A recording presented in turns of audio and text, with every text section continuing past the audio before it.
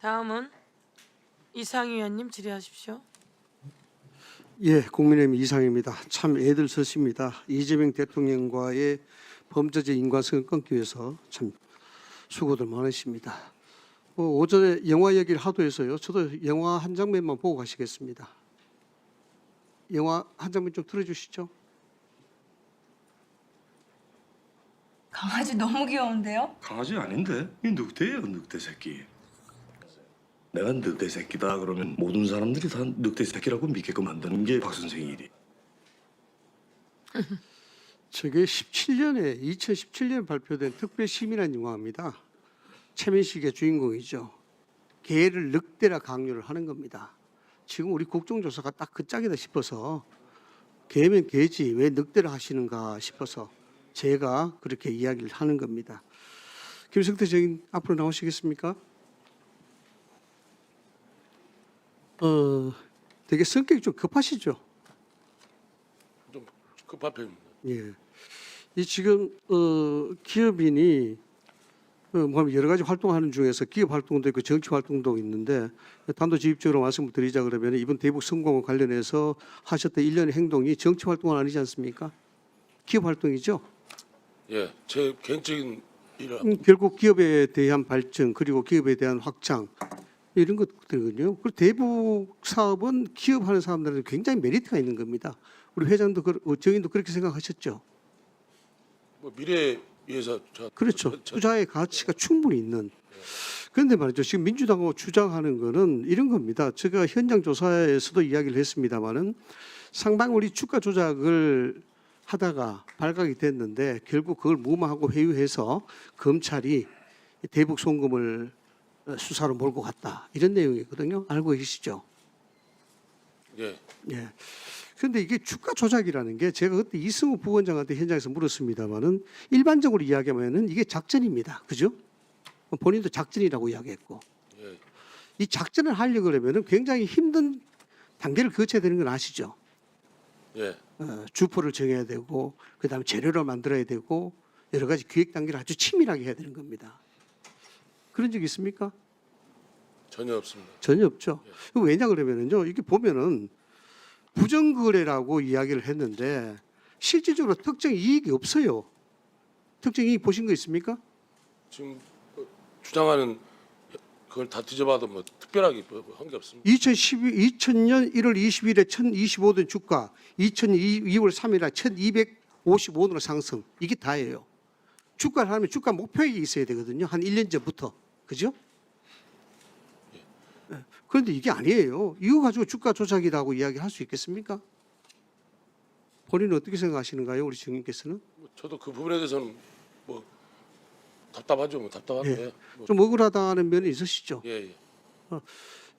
뭐 따지면 그렇습니다. 이게 내부자 거래라든가 뭐 부정 거래 이 정도 그래서 뭐 성립하실 할 수도 있겠지만은 이게 조작이라는 게요. 이게 작전이라는 게 제3 세력과 내부 세력 두 가지로 나뉩니다. 제3 세력을 하는 것은 이거 뭐 잘 알지도 못하겠지만 내부가 작전한다는 것은 쌍방울 대기업이잖아요. 그죠? 이 말이 안 되는 얘기예요. 중소기업입니다. 그렇죠. 어느 정도 규모가 있는 기업이 그걸 담합을 해서 작전을 한다. 그걸 카톡에 올린다. 이게 가능하다 보십니까? 상식적으로 이해 안 되죠. 그러면은 이 이익에 대한 부분들이 엄청나게 확산이 될 것이고 이건 누가 봐도 뻔히 알 수밖에 없는 진짜 작전이 되는 거예요.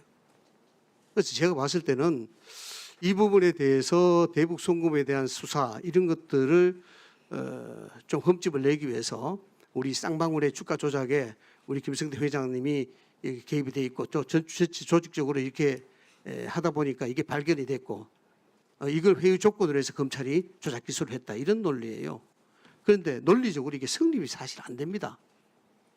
엄청나게 작전을 했다 그러는데 작전이 이게 말이 안 되는 거예요. 자 그래서 하나 더 물어보겠습니다. 조금 전에 지금 계속 우리 증인께서는 이재명 대통령이 잘 모르신다 이렇게 했죠, 그죠? 이게 대북 사업은 기업을 하셨으니까 기업이시니까 알겠습니다만 이 대북 사업은 굉장히 예민하고 굉장히 위험한 사업이기 때문에 바텀업으로 절대 안 됩니다. 그죠? 탑다운이죠.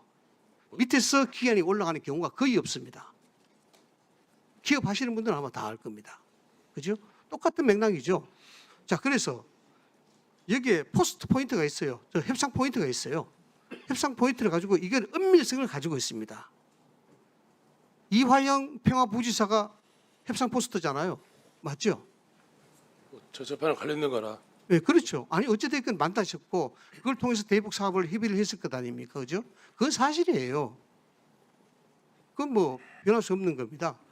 그런 협상 파트너가 있는데 갑자기 여기에서 우리 일단 두 분의 사이는 소위 세속적으로 이야기하자 그러면은 서로 덕을 내주는 사이가 돼야 되는 거죠. 대북 사업이니까, 그죠? 이 말이 무슨 뜻인지 아시죠?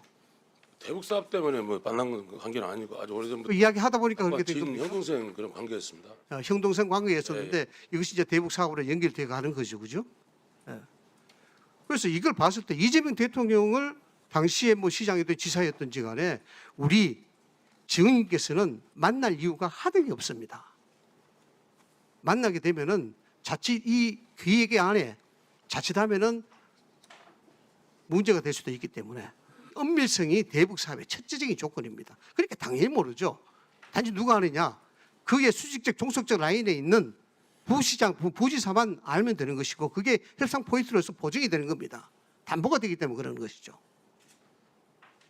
그렇기 때문에 단절을 한다는 의미로 뭐 저는 이해를 하겠습니다만은 전체적인 사업 구성으로 봤을 때 이재명 대통령하고 직접적 거래를 할 필요가 없는 게 우리 김성태 증인이 갖고 있는 그 위치였습니다.